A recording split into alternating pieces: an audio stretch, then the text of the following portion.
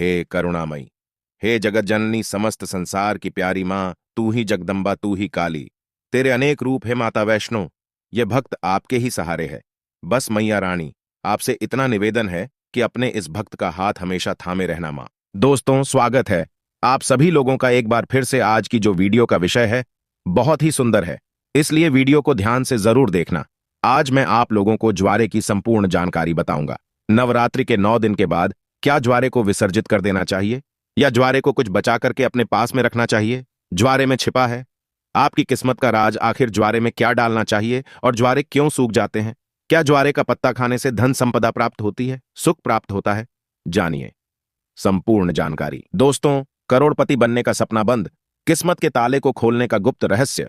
नवरात्रि में ज्वारे के बिना मां दुर्गा की पूजा अधूरी मानी जाती है और इसकी एक पौराणिक कथा भी है। सारी जानकारी इस वीडियो में आज मैं आप लोगों को विस्तार से बताऊंगा, इसलिए मैं बोल रहा हूं कि इस वीडियो को ध्यान से देखना।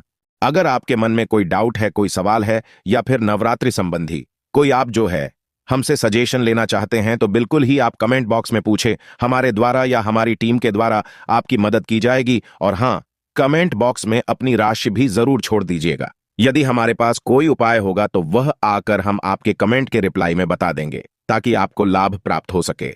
देखिए, धार्मिक मान्यताओं के अनुसार जौ को भगवान ब्रह्मा का प्रतीक माना जाता है, इसलिए नवरात्रि के पहले दिन घट की स्थापना के समय जौ की सबसे पहले पूजा की जाती है। उसे कलश में भी स्थापित किया जाता है। सृष्टि की पहली फसल जौ को ही माना जाता है, इसलिए जब भी देवी देवताओं की पूजा की जाती है या हवन के समय आपने जरूर देखा होगा जौ अर्पित किए जाते हैं। साथ ही ये भी कहा जाता है कि जौ अन्न ब्रह्म के समान है और अन्न का हमेशा सम्मान करना चाहिए, इसलिए पूजा में जौ का इस्तेमाल भी होता है। इसलिए लोग ज्वारे बोते हैं। नवरात्रि में बोए जाने वाले ज्वारे से आप अपना भविष्य भी जान सकते हैं। कैसे जान सकते हैं? इस वीडियो में आप लोगों को सारी जानकारी विस्तार से बताऊंगा। अगर आपने अपने घर में ज्वारे बो करके नहीं रखे हैं तो कोई बात नहीं, इस वीडियो को ध्यान से देख लेना। आपको किसी ना किसी माध्यम से ज्वारे विसर्जित करते समय कुछ ना कुछ ज्वारे आपको प्राप्त हो जाएंगे। इससे आप अपनी बंद किस्मत के ताले खोल सकते हैं।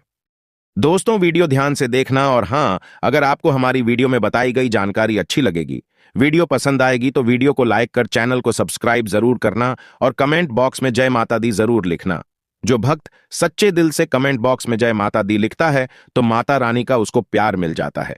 दोस्तों, हमारे धर्मशास्त्र कहते हैं कि नवरात्रि में बोए जाने वाले ज्वारे से आप अपने भविष्य को झांक सकते हैं, अर्थात आप अपने भविष्य को देख सकते हैं। कैसे देख सकते हैं? अगर अंकुरित जौ का रंग नीचे से आधा पीला हो और ऊपर से आधा हरा हो तो इसका मतलब यह होता है कि आपका आने वाला साल आधा समय ठीक रहेगा और आधा समय आपका खराब चलेगा। यदि जौ नीचे से आधा हरा है और ऊपर से आधा पीला है तो इसका मतलब यह है कि आपका शुरुआती समय ठीक से बीतेगा, लेकिन बाद में आपको परेशानी का सामना करना पड़ेगा। आपको घबराना नहीं है, इससे हम आपको छुटकारा पाने का तरीका भी बताएंगे। इसीलिए अंत तक वीडियो देखें, क्योंकि अधूरा ज्ञान हमेशा लटकती तलवार की तरह ही होता है। दोस्तों, इसी के साथ ही जौ सफेद या हरे रंग में उग रहे हैं तो यह अत्यंत शुभ संकेत है। अगर ऐसा है तो मान लीजिए कि आपकी पूजा सफल हो गई है और आने वाले समय में खुशियों के दरवाजे आपके खुल जाएंगे।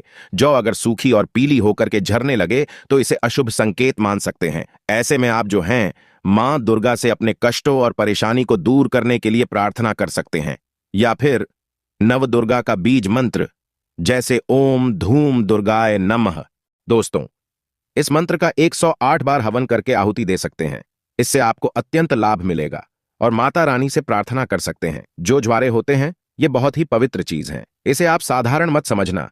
वैसे मैया रानी करुणामयी है, वह अपनी संतान और अपने लाल को सदैव माफ कर देती हैं। ज्वारे को साक्षात नौ दुर्गा का स्वरूप माना जाता है, ब्रह्म का स्वरूप माना जाता है। चलिए, इस वीडियो में मैं आप लोगों को बताने का प्रयास करूंगा कि अब सवाल यह उठता है कि नवरात्रि में ज्वारे का क्या करें? क्या विसर्जन कर दें या इसे घर में रहने दें? तो धार्मिक मान्यता कहती है कि ज्वारे को घर में रखना शुभ माना जाता है, लेकिन इसको रखने के पीछे एक निश्चित निर्धारित समय रहता है। इसी निर्धारित समय में ज्वारे की सेवा करके जल में विसर्जित इसे कर देना चाहिए। दोस्तों, जैसे कि आपने 9 दिन इसकी खूब सेवा की है, बहुत अच्छी बात है। 9 दिनों के बाद इसे जल में विसर्जित कर देना चाहिए, क्योंकि शक्ति को शक्ति के साथ मिलाना जरूरी है। जल को गंगा शक्ति कहा जाता है और ज्वारे को श्री शक्ति अर्थात लक्ष्मी की शक्ति, दुर्गा की शक्ति। इसलिए श्री शक्ति को हम जब जल शक्ति गंगा शक्ति को भेंट करते हैं तो ये गंगा शक्ति में जा करके मिल जाती है। मैं आपको एक छोटे से उदाहरण से समझाने की कोशिश करूंगा। जिस प्रकार जो हमारा शरीर होता है ये 5 तत्वों में मिल जाता है, उसी प्रकार ज्वारे भी पूर्ण प्रकार शक्ति के साथ अपने अष्टभुजा दुर्गा स्वरूप में शक्ति में मिल जाता है। तो दोस्तों, ज्वारे 9 दिन अखंड ज्योत जलने के कारण, ध्यान से सुनना, ज्वारे के आसपास में 9 दिन अखंड ज्योत जलने के कारण, मां दुर्गा के समीप में ये रहने के कारण बिल्कुल ही ये शक्ति स्वरूप में जागृत हो जाते हैं। ऐसे ज्वारे लोगों के दुख, तकलीफ, परेशानी, इन सबको चुटकियों में समाप्त कर सकते हैं। तो आइए इस वीडियो में जानते हैं ज्वारे से किस प्रकार हम अपनी फूटी किस्मत को दूर कर सकते हैं, अपने दुर्भाग्य को सौभाग्य में बदल सकते हैं और सभी प्रकार की आपकी जो दबी हुई इच्छा है आप उसे पूर्ण कर सकते हैं। देखिए, अगर आज की वीडियो आपने मिस कर दी तो सारी जिंदगी आप गरीब रह जाएंगे, क्योंकि ज्वारे से आप अपनी गरीबी को, अपने कष्ट को, अपनी परेशानी को, अपने दुख को, अपनी तकलीफ को, या आपके घर परिवार में किसी को दुख है, तकलीफ है, लंबे समय से बीमार हैं, आप उन्हें स्वस्थ करा सकते हैं। तो आइए इस वीडियो में जानते हैं वास्तव में हमें जो है ज्वारे का क्या करना चाहिए। तो ज्वारे विसर्जित करते समय कुछ ज्वारे साफ पानी से धो करके हमें अपने साथ में ले आना चाहिए। क्यों इसे लाना चाहिए? क्योंकि इसे श्री शक्ति का प्रतीक कहा जाता है। श्री शक्ति अर्थात इसे लक्ष्मी का स्वरूप माना जाता है। ज्वारे को हमेशा धन स्थान है, व्यापार स्थान है या फिर कारोबार स्थान है, यहां पे जरूर रखना चाहिए। इससे धन में बढ़ोतरी होती है, कारोबार में उन्नति होती है। अगर आपकी दुकान ठीक से नहीं चल पा रही, कारोबार में आपको बढ़ोतरी नहीं हो पा रही है, या फिर आपका धंधा पानी अच्छे से नहीं चल पा रहा है, निरंतर आपको नुकसान हो रहा है, तो बिल्कुल ही ज्वारे की कुछ पत्तियां आप अपने व्यापार स्थान में, धन स्थान में जरूर रखिए। आपके धन में बढ़ोतरी होगी, कारोबार में तरक्की होगी और आप जो भी बिजनेस करें उसमें आपको लाभ मिलेगा, ऐसा भी माना जाता है। ज्वारे को पीले वस्त्र या लाल वस्त्र में लपेटकर ऊपर से मौली धागा बांध करके अगर इसे पैसों के स्थान पर रखा जाए तो इससे कभी भी पैसों की कमी नहीं होती, क्योंकि ये श्री शक्ति के कारण ये जागृत हो जाते हैं। श्री अर्थात लक्ष्मी, ये पूर्ण रूप से लक्ष्मी की शक्ति कहे गए हैं।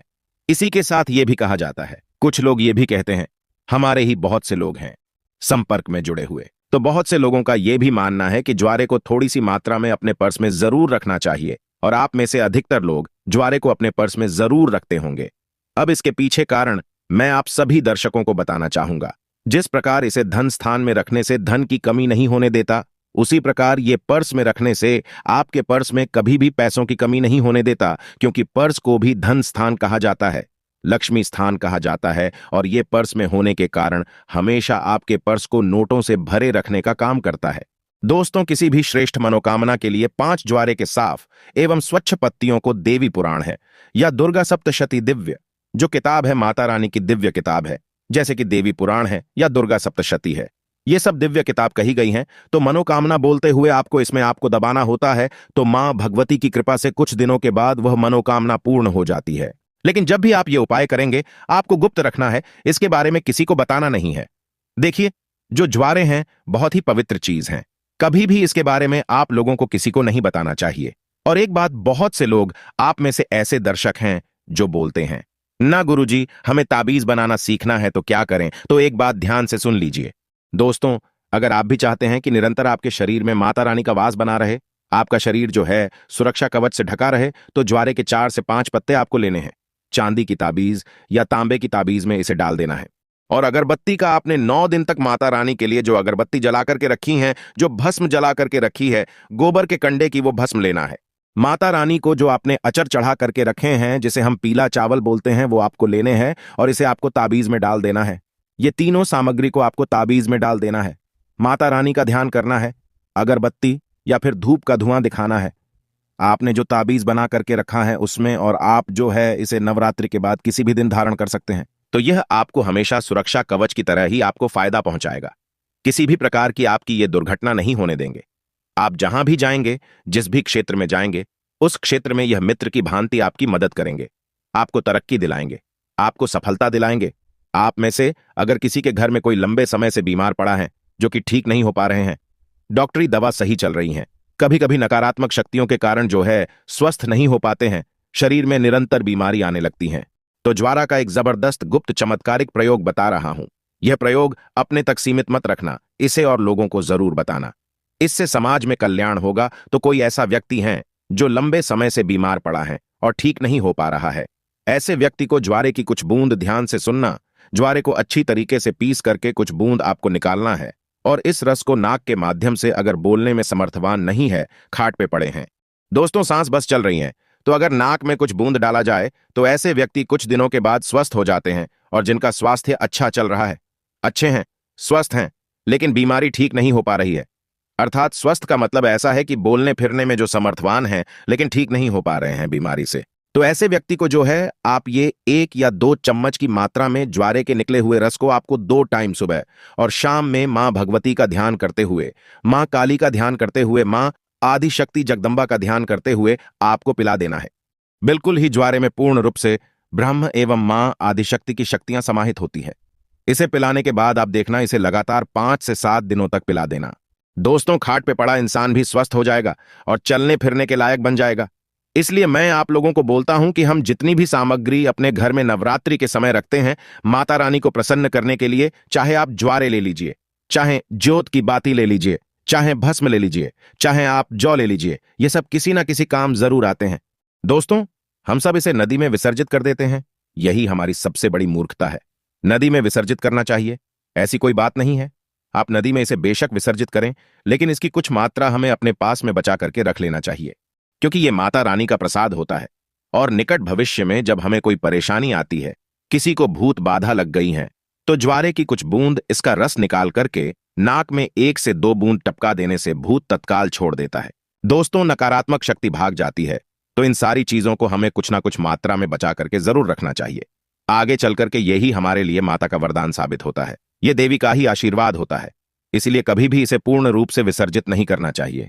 इसका कुछ अंश हमें, जैसे कि 1 साल में नवरात्रि आते हैं, शारदीय नवरात्रि 1 साल में ही आते हैं, चैत्र नवरात्रि, शारदीय नवरात्रि, 2 गुप्त नवरात्रि होते हैं, 4 नवरात्रि होते हैं।